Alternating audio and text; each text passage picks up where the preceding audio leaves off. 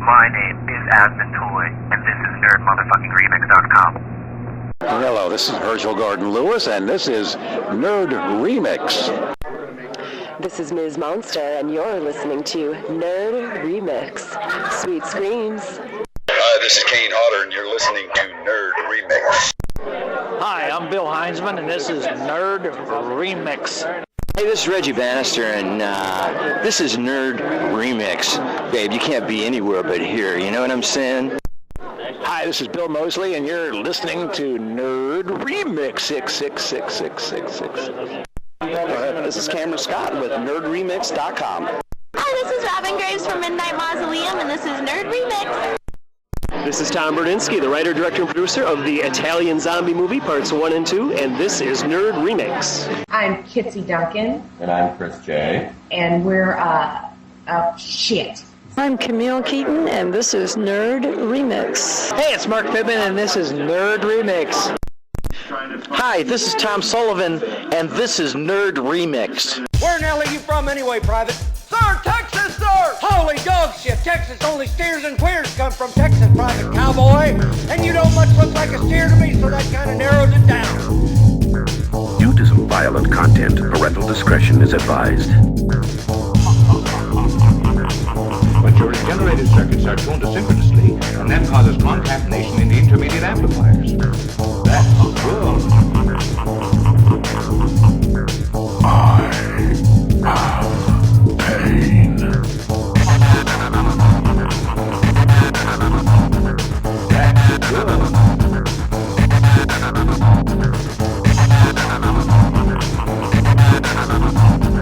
You know you're a fucking mumbling, stuttering little fuck, you know that? That's good.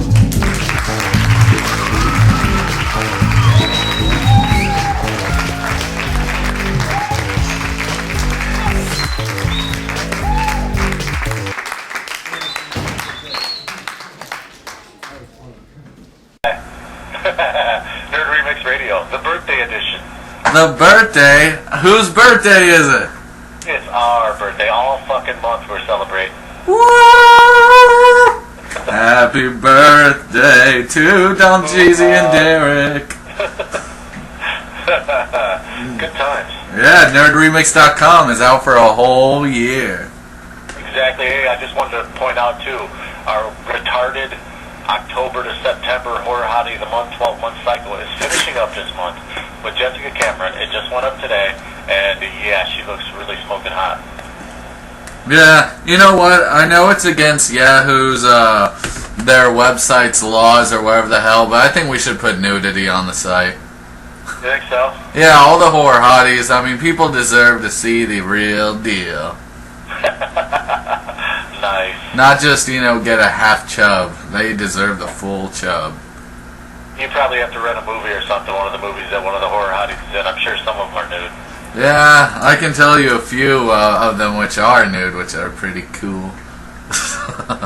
Speaking of horror hotties, I posted a video on Facebook that Sophia Disgrace had posted on her thing of her dancing around with an angle grinder, and she's wearing like a steel chastity belt and hitting it with the angle grinder and sparks are flying up from her crotch.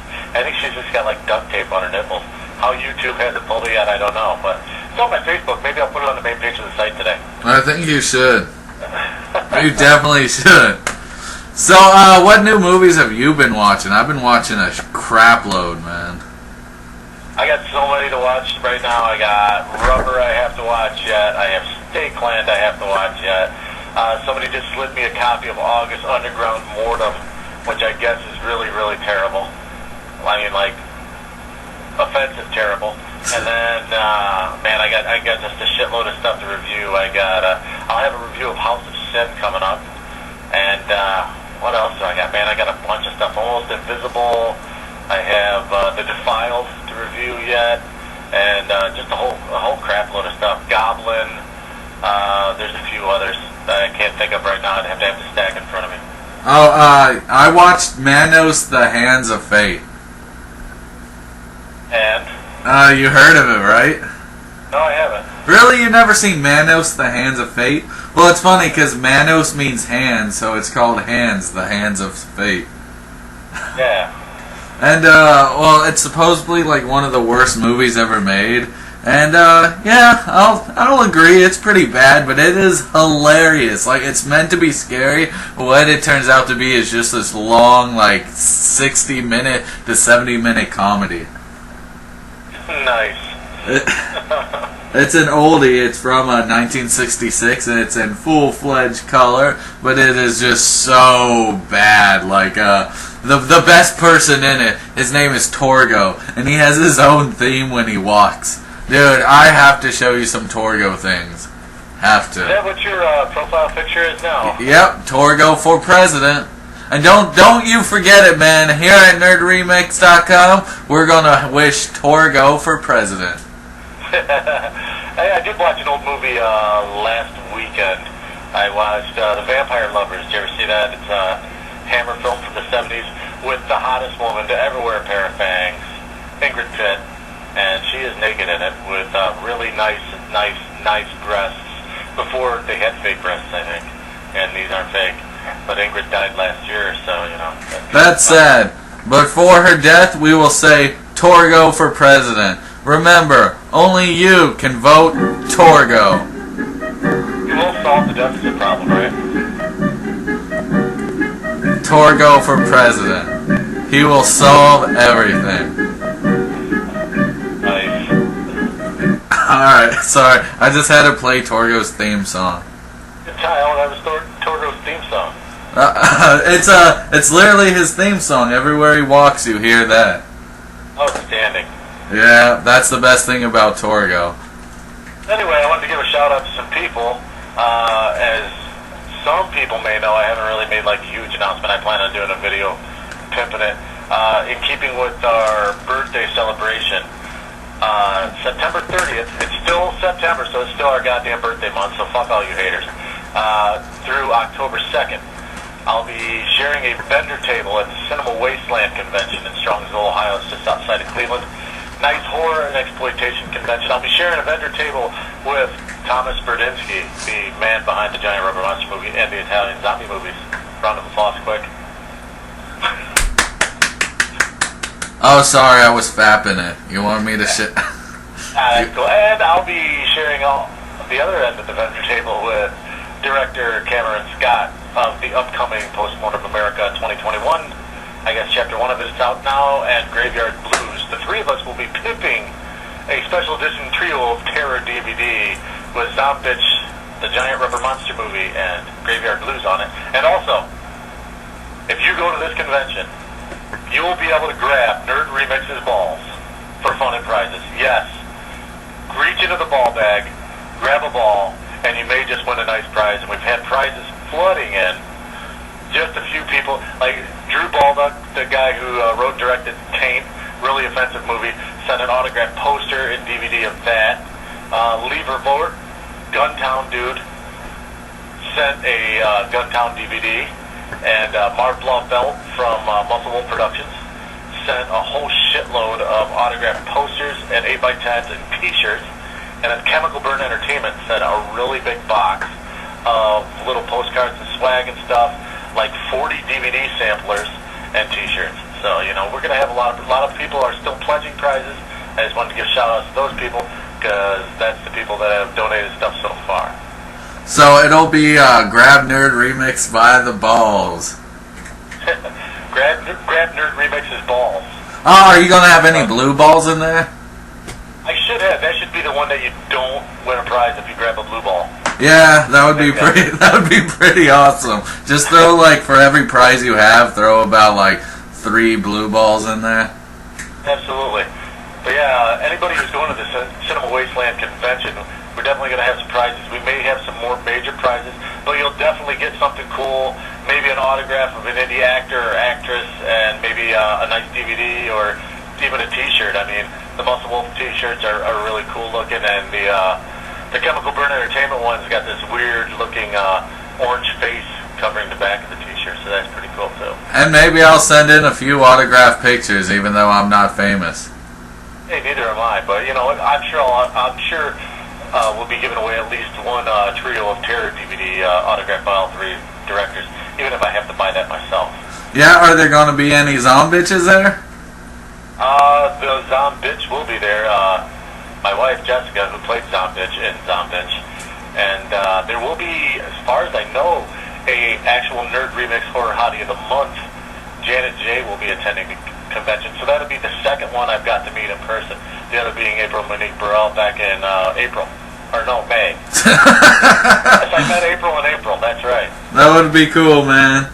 Oh, there's actually a few horror movies I've been seeing lately, and a lot of which I actually kind of dig. I've been stuck in the 70s, 80s exploitation genre as of lately. Yeah. It's because of this DVD company called Mill Creek Entertainment, where they buy up the rights to a lot of old school horror movies, and then they just have a lot of really hard to find but public domain movies, but a lot of which are really kind of hard to find. They just release DVD packs of them. Like today I bought two. One is called Gore and More, the 10 movie pack, and another is called Cold Terror Cinema, 12 movie pack. And on this 10 movie pack, they actually have a movie that I'm watching right now called Drive-In Massacre from 1974. It starts off pretty cool. This dude gets his head cut off, and then this chick gets stabbed. But after that little cool scene, you realize something. What's that? It kind of sucks. You know, I got a Mill Creek pack too. I think I got a couple of them, but one of them has the American cut of Dario Argento's Deep Red, although it's called Deep Red Hatchet Murders on this, and it's got a lot of the good parts hacked away, actually. And then another one, and I had never seen this movie, and I was looking for it, and that's the reason I bought this pack. It had, Mad Men of the Mad Eras. It was also released under They Saved Hitler's Brain. I got They Saved Hitler's Brain also. Yeah, I was kind of looking for that, and that's why I picked up that compilation. But yeah, like I said, man, a lot of them have I've seen Mill Creek compilations that have had the Satanic Rites of Dracula on it, and like I said, Deep Red is on quite a few of them. Yeah, they have quite a bit. Like this one actually has Bad Taste on it. Oh shit, really? Yeah, Gore and More. It has Bad Taste, which is funny because on the back it has a picture of the baby from Dead Alive, yet Dead Alive is nowhere to be seen. But it actually has quite a few which I kind of want to see. One is called The Werewolf vs. Vampire Women. That one looks fun. And then I'm watching Drive-In Massacre, and another movie on here, Werewolf in a Girl's Dormitory and Scream Bloody Murder. I think I have those. There's another one out that has, what am I thinking of? Shit, Don't Look in the Basement. Oh yeah, this one has Don't Look in the Basement too, but I've seen that one, so. And The Sadist, which is a really underrated movie, and I think Blue Underground just did a re-release of that like last year on DVD, like a proper non-public domain cut-out bin compilation type thing, you know, an actual DVD release with features and everything. Only reason why I see The Sadist buy a special edition of it is if they have like cutted scenes from it, which I don't think it really did. No, like I said, Deep Red, I have the actual Dario Argento cut of it, and then, like I said, on a couple of those Mill Creek compilations I have, it's billed as Deep Red Hatchet Murders, which was the American theatrical release, and a lot of it is kind of truncated and dubbed really badly, so. Yeah, I do have the Pure Terror Classic 50 Features by Mill Creek, or whatever the hell they're called. Yeah, Mill Creek. And a lot of their quality is really bad, and a lot of the movies you can tell is just the R-rated version or the heavily cut version, which kind of sucks. Yeah, absolutely, especially some of the old Italian movies. But yeah, there's some really cool, trashy, nasty, grody, late 60s, early 70s movies. I think them and Something Weird video are the ones that are like really, that have really, you know, brought that stuff to the forefront. Because I bet you I have 20 Something Weird DVDs, you know, all the Herschel Gordon Lewis stuff and all that. Well, I just love them, you know, it's tons of schlock, tons of, you know, cult cinema, tons of just exploitation out the ass from the 60s, 70s, and 80s. And they're just, you know, half of them are fun, the other half you'll watch 10 minutes of and just be like, what the hell is this? It's funny you're going through like a little phase like that, because I did that last year, and that's when I bought all those Something Weird DVDs. So I bought, you know, the Gore Girls, which is probably my favorite H.G. Lewis movie. I bought, you know, Blood Feast, Color Me Blood Red, Bucket of Blood, the gruesome twosome. Oh, Bucket of Blood is so misleading. Yeah, and then the Wizard of Gore. Did I mention that already? 2000 Maniacs, stuff like that. You know, the old H.G. Lewis stuff, which is, and then you know, like Last House on the Left, the original one, and stuff like that. Yeah, I got what's it called? The Wizard of Gore. I got that movie. Never really got into it, to tell you the truth. Do you have the original or the remake? Original. The remake had Kristen Glover in it. The total original. Oh yeah, I like that movie. Well, maybe I should give it. Do you know if Ultraviolet magazines are collectible? You know the magazine Ultraviolet. Have you ever seen it? I never even heard of it. It's not. It's a black and white magazine except for the cover, right? It's not put out that often, and I think somebody actually local does it. Well, not local, but like in the Midwest here. And it's just a big, thick magazine of horror and exploitation cinema, articles on it and stuff. And I bought one a while back, and because I saw it in a bookstore and it had a scene from The Wizard of Gore, the original one, on it. So I didn't know if they were collectible or not. Didn't know if I should slide it in a Mylar bag now that I'm done reading with it. Yeah. Well, maybe you should. I don't know. I just like how it's so easy to find these movies nowadays and at a good price. That's one thing I love. Oh, hell yeah. And, you know, we should probably start reviewing maybe like an old movie every once in a while, you know, maybe a special section on the website for it. I'll tell you what, anybody who listens to this podcast that can come up with a good name for a section where me and Derek can review classic or underrated, overlooked gore and exploitation and sexploitation movies. Think of a good name for that section and we'll name it. Yeah, and I got a whole lot of movies I can do. Oh, hell yeah. I mean, we both have libraries, I'm sure. Yeah, I'm actually starting to run out of room for movies. I'm completely tapped out. Yeah, my wife said I'm going to be on Hoarders. You'll just have movies everywhere. Well, at least that's one hoarding that I can get into, movies and shit.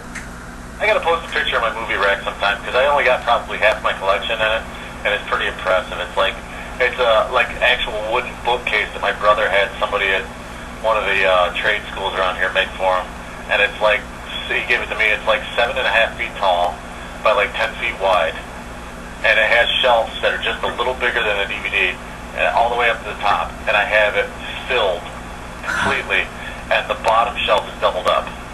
Nice. I just, maybe my collection isn't that big, but it seems like I have a huge collection. I don't want to count or even begin to imagine a number right now, just because I'm surrounded by them, but I don't think mine is as big as yours. But I am glad with my two new purchases, the Cult of Terror Cinema and the Gore and More from Mill Creek. Yeah, it sounds like a good purchase, man. I haven't really bought any movies in a while. I mean, you know, as far as review copies, people sending me a lot. I did buy this movie the other day called Ninfa. It's a Italian production, but I bought it because it has Tiffany Chef on the cover. And if Tiffany Chef is nude in it, then it's worth the price of the DVD, and if the movie sucks, because Tiffany Chef is nude, my friends, is a good thing. I do have one movie I want to talk about. It's the new Kane Hodder movie. It's called Exit 33. Oh, really? How is it? It's released from Vicious Circle Films, and it is bad. It is. Whenever you read Kane Hodder on it, and then it claims that there's going to be gore and blood everywhere and all this cool stuff, and then you actually sit down and watch it, and then you realize, well, did they only have Kane Hodder for a day? Because he's supposedly like the main character, but it seems like, you know, he's sort of really, well, he's in it, but it's sort of like he's not, you know. It's sort of like all his things were done quickly, and you could tell that it was really, really low. Like just the budget was low, the lighting was bad, it wasn't that good of a film. And then they tried to throw in a twist ending, which was fucking horrible, which had like no tie-ins to anything that was going on. You know, you gotta wonder with movies like that, because Kane Hodder is, you know, a genre luminary, and he does make his living acting in movies. You gotta wonder if he just takes a role every now and then for a paycheck, or as a favor to a friend, or something like that. Because I mean, that Ed Gein, the Butcher of Plainfield, that he was in, that was, wow. Yeah. The worst casting ever. Because if you've ever seen a picture of Ed Gein, he's a little creepy-looking guy, and then you see Big Kane Hodder. Yeah, well, it's sort of like he plays in a few good movies, and then he plays in his share of shit titles. But then again, he's in over 80 movies, so what do you expect? Yeah, and he's Jason Voorhees and he's Victor Crowley, for Christ's sake, so. You heard of Hatchet 3 coming out? I heard they're making that. Speaking of recent movies that are a little bigger in budget, like Hatchet 3, did you see, I don't know if you watched my review of it, but have you seen The Ward, John Carpenter's new movie? I saw your review of it, but I have not seen the new movie yet. Is it even available down here? Yeah, it's available down here. I had actually gotten a hold of a UK DVD, and it was region free, thankfully. So it played in my Blu-ray player. It was actually a Blu-ray. So, yeah, it was a good movie. Amber Heard's in it. Was it classic Carpenter? No. Was it among his best movies? No. Is it better than Ghosts of Mars? Yes, but I think Ghosts of Mars is a decent movie. A lot of people shit on that. I like Ghost of Mars.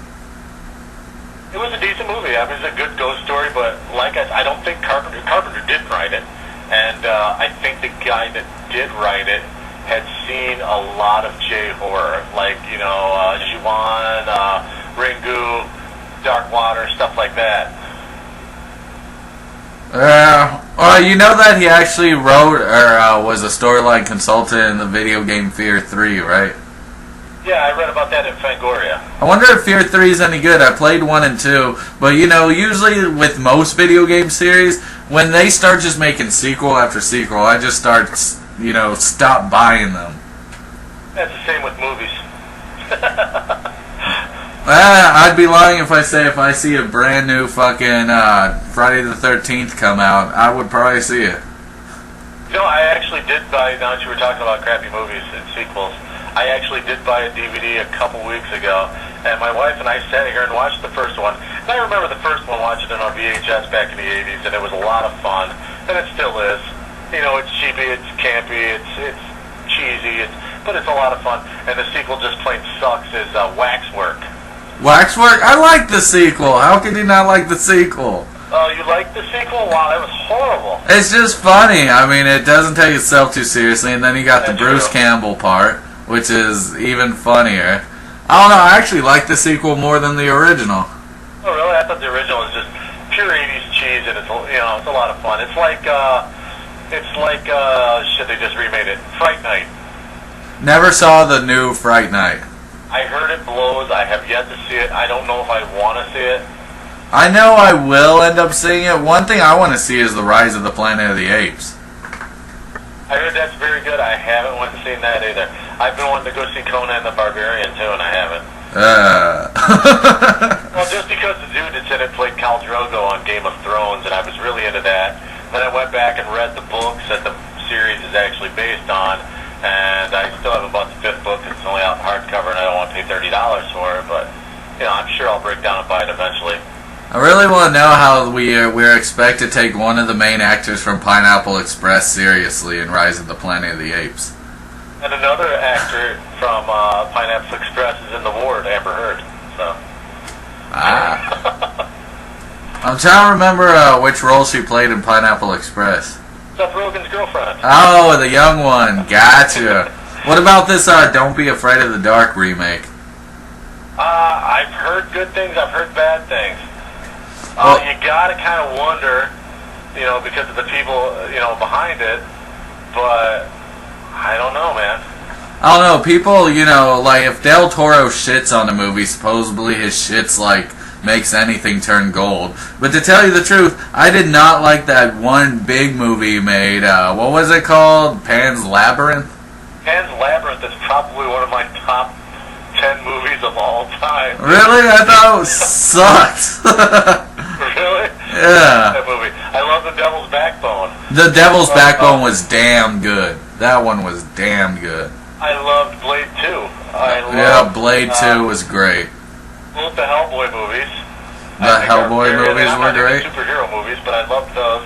And what was the movie that he was the executive producer on? Splice? The Orphanage.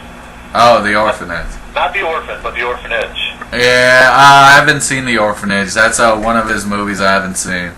It's Spanish, but it's, I believe it's dubbed. Maybe What? it's subtitled, I don't know. One movie I did like was, I loved Mimic and Kronos. I don't know why people don't like Mimic, but I thought that movie kicked ass. I thought it was uneven, but Kronos, yeah, that's a great movie. I still think probably his best movie is Pan's Labyrinth or The Devil's Backbone, though. Devil's Backbone was really damn good. It was intense as hell, was it not? But we gotta talk about this Pan's Labyrinth, because you and me ain't seeing eye to eye on this. I thought it was a fantastic movie, man. It's a dark fairy tale. It's a great movie. A lot of people don't like Black Swan. I think that's one of the best movies I've seen in 20 years. Yeah? How old are you again? Alright, well, I think we should probably wrap this up. Oh, really? We're not agreeing now, everybody. Yeah, screw you. You know Pan's Labyrinth is horrible. We're like Siskel and Ebert now. But anyway, remind people to, say, come up with a title for this exploitation, sexploitation, gritty film from the late 60s, early 70s, 80s, underrated classics, whatever you want to call it. Somebody come up with something good for that. And the birthday celebration, man, going on all month. Look for special shit. Yeah, look for special shit, and when you reach into our balls, do not grab the blue ones. Exactly. And do you got any words of wisdom? I thought that was my words of wisdom. Don't grab the blue balls. Don't grab blue balls. And with that, we'll sign off. Nerd Remix Radio, motherfuckers. Yeah, we're back for Season 3, bitches.